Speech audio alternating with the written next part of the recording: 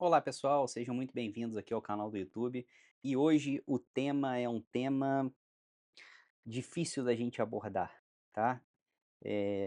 Bom, vocês têm visto nos Estados Unidos muita gente entrando com processo de asilo, né? E muita gente me procura e fala: Rafael, eu entrei com processo de asilo, eu quero ganhar tempo, eu quero pegar meu work permit, eu quero pegar o meu social. Será que realmente isso faz sentido, gente? Então eu queria dar uma analisada nisso com vocês aqui. Antes de mais nada, preciso fazer o famoso disclaimer, né? Não sou advogado de imigração, não dou conselho jurídico a vocês, não dou recomendação jurídica. Esse não é o meu papel aqui. Não estou aqui para dizer o que vocês têm que fazer, o que vocês devem fazer, ok? Eu estou aqui para simplesmente analisar situações que são trazidas a mim ao longo de algumas conversas que eu tenho com alguns clientes meus, ok? Dito isso, vamos então entrar no tema, tá bom? Eu vou compartilhar aqui a minha tela com vocês e eu estou dentro do site da USCIS. E eu vou analisar três coisas dentro de um processo de asilo, tá?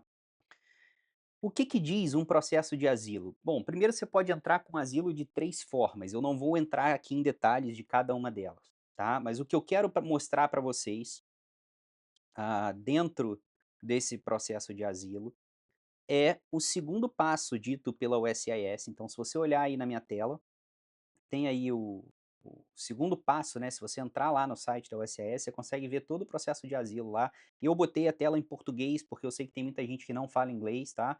Então, só para ficar mais fácil de vocês entenderem. E aí, no segundo passo do processo de aplicação de asilo, diz o seguinte: que você, se você não apresentar o formulário I-589 dentro de um ano da sua chegada nos Estados Unidos, ó, você pode não ser elegível para solicitar o asilo. E ele dá aqui, inclusive, uma seção do Manual de Adjudicação dos Oficiais de Imigração, na qual consta mais detalhes sobre essa não elegibilidade. Eu quero destacar para vocês que existem exceções, tá bom, gente? Então, Rafael, cheguei nos Estados Unidos, fiquei aqui 2, 3, 4 anos, não entrei com asilo, vou entrar com asilo agora. A priori, você não tem direito, ok? Via de regra, você não tem direito de fazer isso. É o que está escrito aqui. Existem exceções? Existem. Mas essas exceções, gente, não são exceções tipo, eu fiquei aqui, trabalhei tanto que eu me esqueci de entrar com asilo. Fui lembrar agora, 4 anos depois. Não, gente, esquece. Não é essa a exceção. Existe uma regrinha de exceções. O advogado que faz o processo de asilo, ele vai te dizer se cabe essa regra de exceção para você ou não. Mas se não cabe a regra de exceção para você e você entra com processo de asilo ainda assim, o seu processo de asilo será negado. Rafael, mas eu vou ganhar o meu work permit, eu vou ganhar o meu social e é isso que importa para mim. Gente, isso é fraude migratória. Você está descumprindo uma regra, você sabe que você não é elegível, você sabe que essa aplicação é frívola. É a mesma coisa, entrei com processo de asilo, inventei uma história para oficial, né? Eu fui assaltado lá, eu morava no Rio de Janeiro, né? Minha cidade, então posso falar dela. Morava no Rio de Janeiro e fui assaltado. E aí eu quero aplicar asilo para morar nos Estados Unidos. Gente, isso não é motivo para aplicação de asilo, né? Você tem que procurar ali dentro dos 27 estados, né, do Brasil, um estado que você possa morar, porque a responsabilidade sobre o cidadão brasileiro é do Brasil, não é dos Estados Unidos. Então, se você não tentou morar em outro estado, se você não tentou fugir dessa perseguição que você teve, né? E aí eu estou considerando que esse assalto foi uma perseguição tremenda em relação a você. É, não faz sentido se aplicar com asilo, isso é uma aplicação frívola. Tá? É diferente, por exemplo, se a gente fala de venezuelanos, que existe toda uma situação política, né? Que a gente fala dos ucranianos, que existe uma situação política.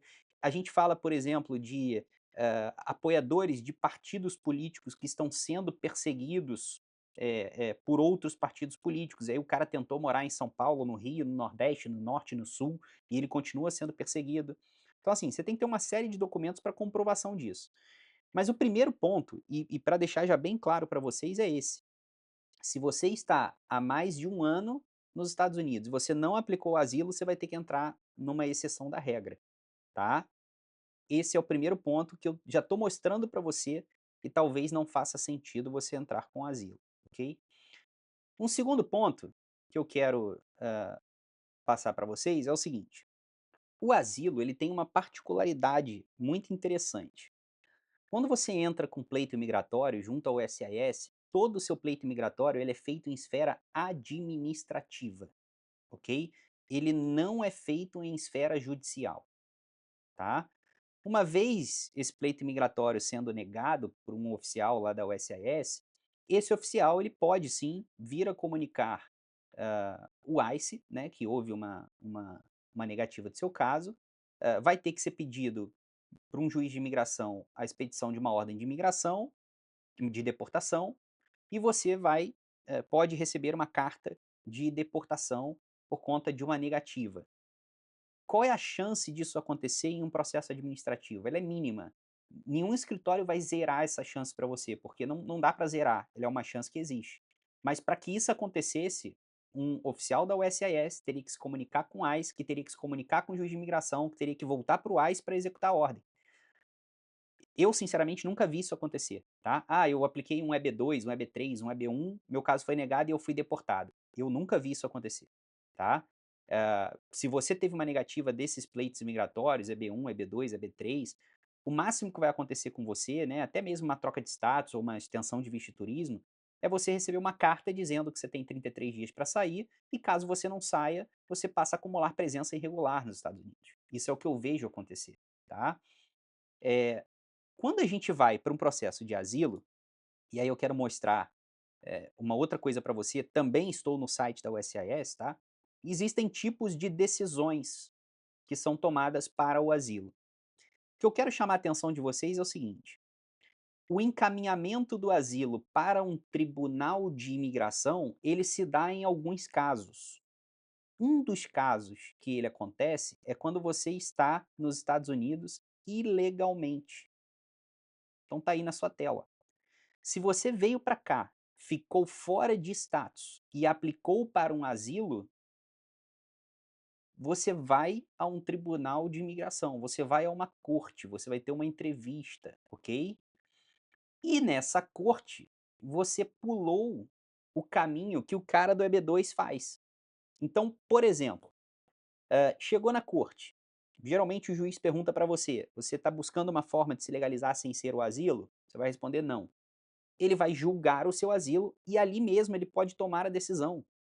Ele pode falar: olha, o seu asilo tá negado, e automaticamente ele emitir uma ordem de deportação para você, tá?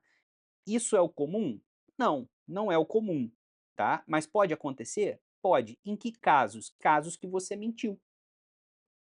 Então, se você está entrando com asilo, orientado por um advogado, ou por um paralegal, seja lá por quem for, dizendo para você: "Não, bota qualquer coisa aí que é só para você ganhar tempo", você pode sim, na sua primeira corte, já tomar uma negativa e receber uma ordem de deportação, ok? Você não precisa passar pelo ICE, você não precisa passar pela USCIS, você simplesmente tomou uma negativa e vai ser deportado, tá? Então assim, gente, eu costumo usar esse termo, mas eu confesso que talvez nem fosse esse termo ideal, tá? É como se você judicializasse o seu processo. Então, em vez de você fazer um processo na área administrativa, junto ao SIS, né, fazer um EB2, um EB3, um EB1, um EB5, Rafael, mas mesmo fora de status eu posso fazer isso? Pode fazer. Não tem nada que impeça você de aplicar lá para um EB2 NW estando fora de status. Não tem problema nenhum isso. Mas isso é um papo para outra hora.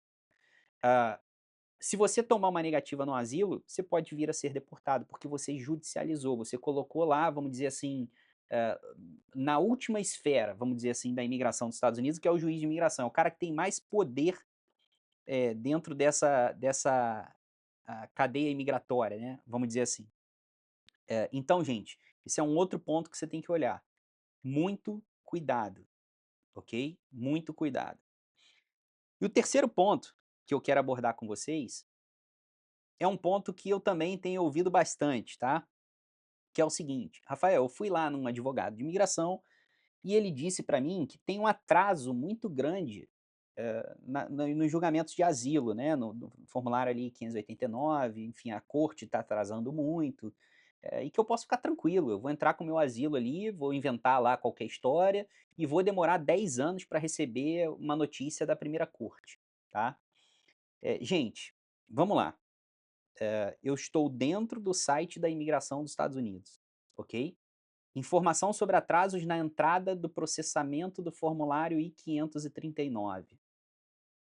Embaixo tem um aviso bem grande: conteúdo arquivado. As informações nessa página estão desatualizadas. No entanto, parte do conteúdo ainda pode ser útil, então arquivamos a página. Gente, esse comunicado de atraso foi feito em 2022.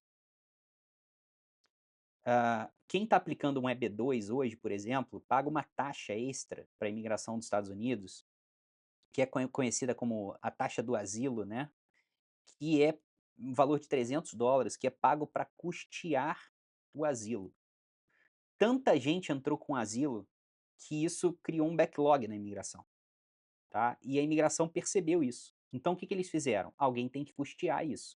Quem está custeando é a galera do EB2. Está pagando lá US$ 300 a mais, quer dizer, o cara não tem nada a ver com a história e está bancando lá os erros que os advogados, os paralegals e as pessoas estão cometendo fazendo pedido de asilo.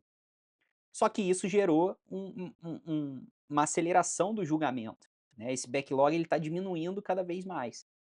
E essa semana, por exemplo, eu recebi de um colega meu de trabalho, uma mensagem dizendo o seguinte: "Rafael, um cliente me procurou falando que entrou com asilo dia 10 de julho de 2024 e hoje, isso foi semana passada, ele já recebeu uma NOID". O que que é uma NOID? É uma carta de intenção de negativa daquele asilo.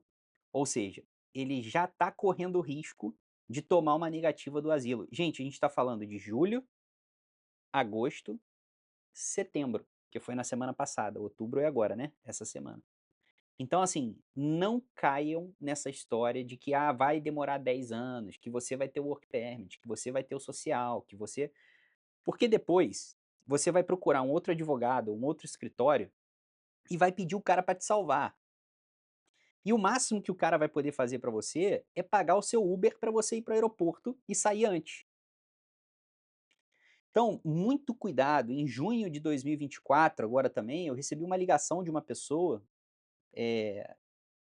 dizendo para mim: "Rafael, o meu marido estava fazendo umas visitas regulares ao escritório do ICE, o escritório lá do governo, para poder se manter dentro do processo de asilo.